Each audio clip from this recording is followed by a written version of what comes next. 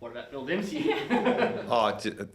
We're just Indigenous round. And he's the man we're celebrating. So yeah, I was just preparing myself a little bit for that. If asked, he's West Perth man, legend of the AFL, or waffle and football. So yeah, good recognition for him. You've obviously got some significant years today with Oscar and Luca. Talk us through those, how those decisions were came about. Yeah, look, they were holding out a bit of hope for both of them, but it's just a slow process with their injuries, and it's got to the point now where the recovery probably marries up towards the end of the season, and it probably makes sense to shut them down and get them right, with no guarantees they were going to get back anyway. So yeah, we made a calculated decision to do that now. Is this an indication that you'll start shutting up shop with more guys earlier than what you would normally in a season? No, I don't think it's a reflection of the season and where we're at. No, it's more the individual, to be honest.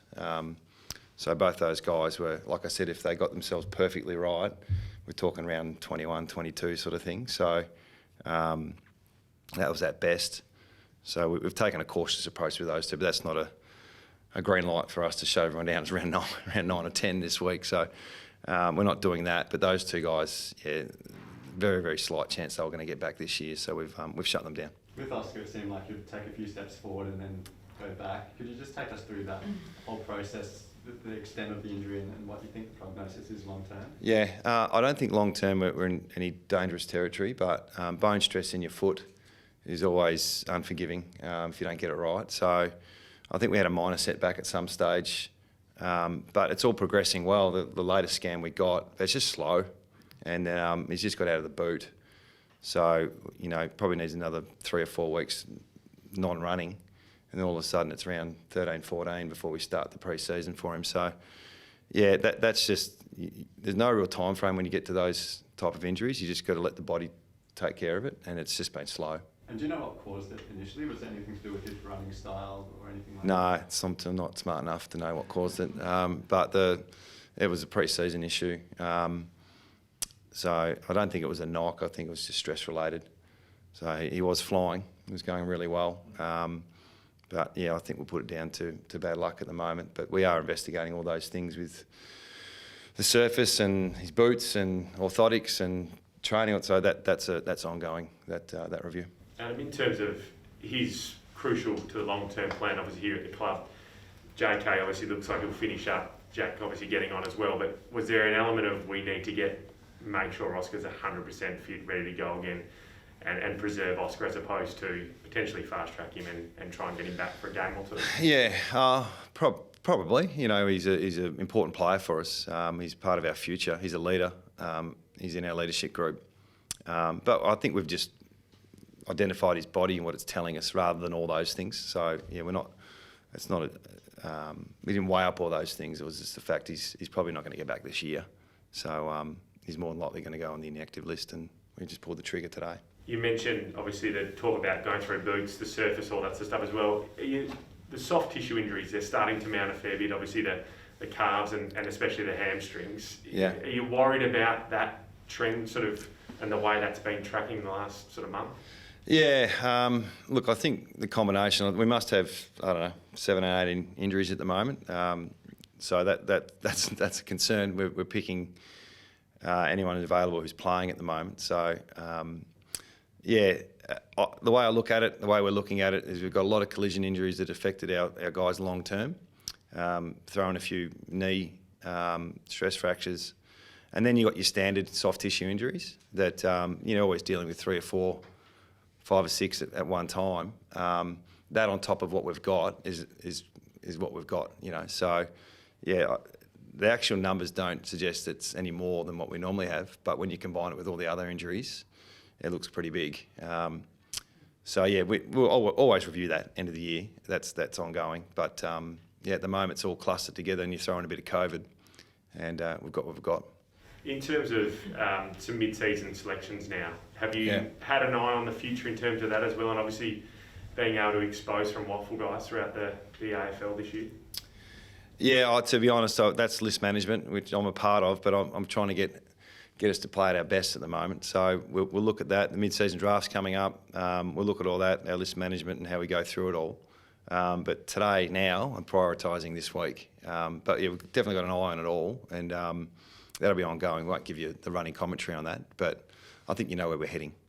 We saw Woosha down here yesterday and some of the other premiership players. Can you tell us what kind of a boost that gave the bar? Yeah, I think it's their 30-year premiership reunion coming up. So they're a tight group. We see them a lot, so it's not like they never come down. But yeah, I think there was 10 or so of them come down and watch us train yesterday and said good day to the boys. Yeah, it's just probably a reflection of our culture and our unity of our past players looking out for us a little bit. So we appreciate that as much as anyone. So yeah, it was good to see them. Josh Kennedy said yesterday that, you know, you go through the roller coaster of ups and downs in your career, but it's important for some of the younger players who probably might be finding this recent run a little bit tougher than some of the older players. Is that? Well, it's new to where we're at for a lot of players, premiership players as well. You know, we've had a pretty good ride. So, you know, there's lots of guys on our list who, you know, missed the finals once in the last, 6 or 7, 8 years. So being where we are now, you find out a lot about your club and yourself and how resilient you can be. So I think they're learning a lot now. I think Woosha might have mentioned it. There were some ups and downs in his time as a player and as a coach as well. So, yeah, it happens. You stay in this industry long enough, you're going to have some ups and downs, and it's how you get through it is what's important. Do you know Woosh? Well, he was opposition coach for you for a while, so against you. Do you have a relationship at all? Yeah, I don't think we're besties, but I respect him. We together a lot over functions and situations in the last 8, 9 years. So, yeah, I'm well connected with Woosh, but we don't go fishing together. But yeah, it's good relationship, and he's highly valued and respected at our club, and that'll be the case forever. Is Shuey going to play as a forward?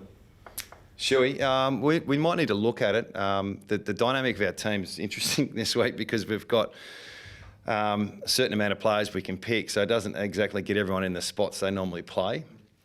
So we're going to have some flexibility in our side, and Boots will be part of that, I would have thought, whether it's back or forward. First game back, he's got managed minutes, but he's ready to go. He's fit. But we'll probably have an extra mid in the side, maybe 2, maybe an extra 2 backs as well. So we've got to work through how it fits with the side. Speaking of ready to go, is Gaffy over his quad, and then obviously his foot complaint? Is he going to play? Yeah, he'll play. Yeah, he had a minor quad that come and went really quickly. So that's good for us. Actually, Jamie Cripps his infection is cleared right up. So we're trying to work out now how we can work his way back into the side, because it looks like he might be available. We need to tick a couple of boxes, but yeah, that's good news for us if that's the case. So we just need to see how he is today.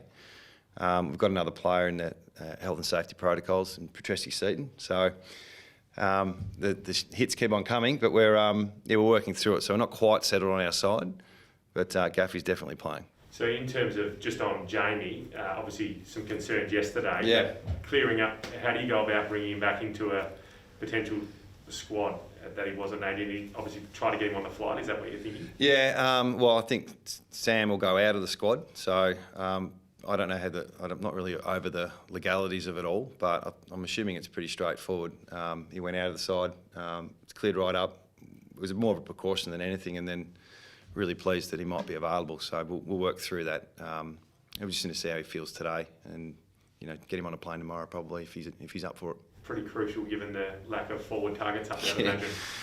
Yeah, it is, but we're not taking any risks. We're trying to work our way through playing best available, and then also understanding some guys aren't quite ready. So Yo won't play waffle this week. He'll travel with us and train with us and get reconnected with the boys. Dom will play a bit of waffle next week.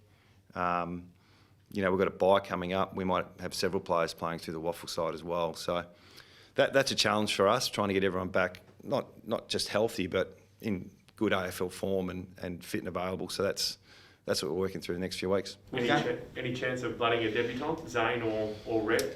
Yeah, there was. Yep, definitely. Maybe as a sub, which is not ideal, but we're getting to the point where there's no choice. So, we'll watch this space. We'll see how we go. But, we could have another debutant, which I don't know, what's that make, 40 40 what? That'll be 14 debutants if we have. Oh yeah, 14 debutants. Okay, so and look, you know, is he ready? He's played waffle last week, but he's not far off. You know, I think there's a talent there in Rhett and Zane as well. But you know, ideally they get some good grounding at waffle level. But at the moment, if they're available, they're a chance to play. Does Gaffey have any managed minutes? I mean, he's had an up and down season with injury, and there was a medicine a few weeks ago. Is he going to be managed, or is he going to play like a full game? I'm not sure. I think he'll be okay. He's normally pretty durable, but yeah, it wouldn't surprise me if he's pulled back a little bit. But no, I think he's not far off, ready to go. So the week off with his come back from his foot wasn't ideal, but it's really cleared that up. He trained fully yesterday, and he's right to go. And looking at the Giant, is it tough to plan a game with a new coach? Normally, yeah, but we're really concentrating on us. You know, we're just trying to get ourselves settled, competitive.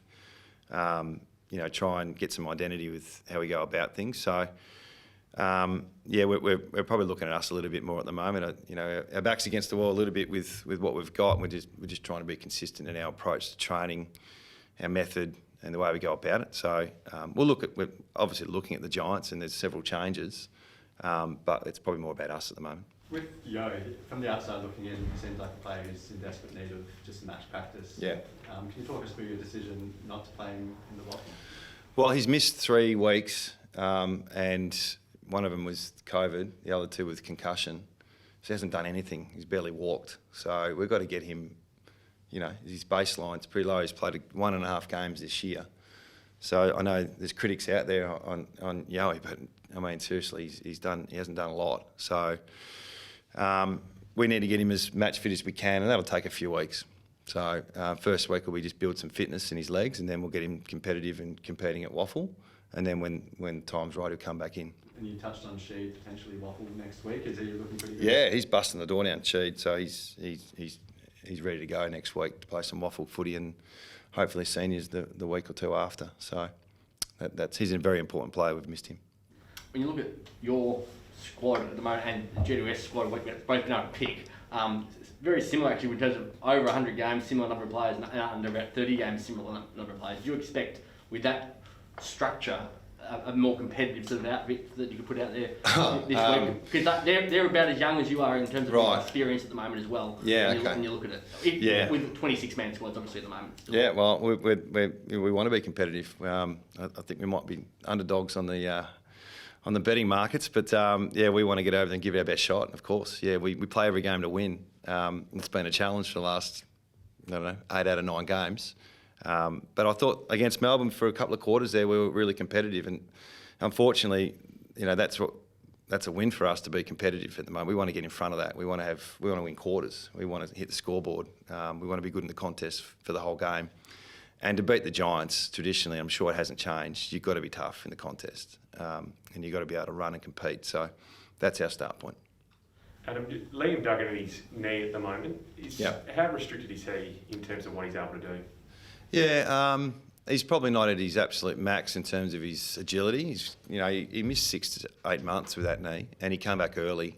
I think it was round 2 against North. So he's managed it as well as he could.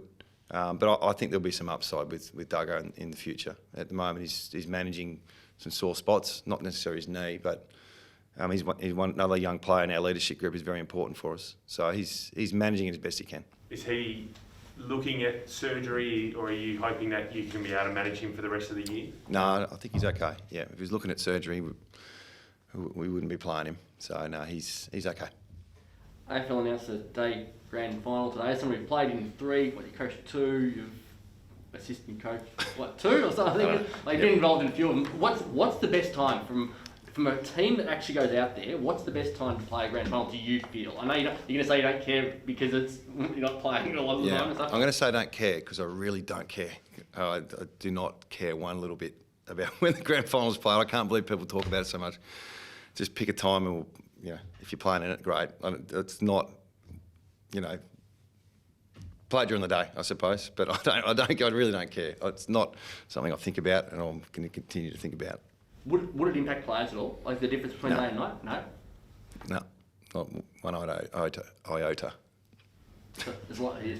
Everyone's attitude as a playing or a coach is just want to get out there and get the opportunity to play regardless of time of day. It's must be slow news if we're talking about the grand final day again. Sorry, that wasn't disrespectful to you. It's just not It's like the interested. biggest story of the day I'm so just far. not. Is it? Okay.